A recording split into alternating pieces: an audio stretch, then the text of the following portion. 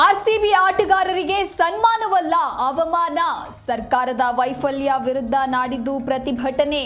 ಕಾಂಗ್ರೆಸ್ ವಿರುದ್ಧ ಕೇಸರಿ ಪಡೆ ವಾಗ್ದಾಳಿ.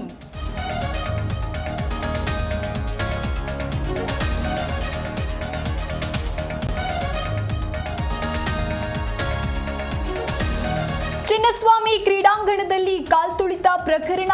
ಸಿಐಡಿಗೆ ತಲೆನೋವಾದ 3 ಸಂಸ್ಥೆಗಳ ವಿಚಾರಣೆ. ಸರ್ಕಾರದಿಂದ ಕಾರ್ಯಕ್ರಮ ಎಂದು ಉತ್ತರ.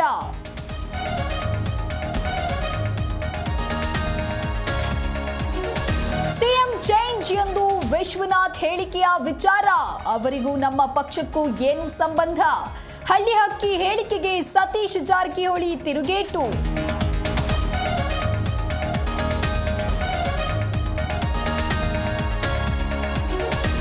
ದಳಕೋಟೆಗೆ ನಿಖಿಲ್ ನೂತನ ಸಾರಥಿ, ಫುಲ್ ಆಕ್ಟಿವ್. ಕೆಲವೇ ಕ್ಷಣಗಳಲ್ಲಿ ಜೆಡಿಎಸ್ ಬೃಹತ್ ಸಮಾವೇಶ. ನಿಖಿಲ್ ರಾಜ್ಯ ಪ್ರವಾಸಕ್ಕೆ ಎಚ್ಡಿಕೆ ಚಾಲನೆ.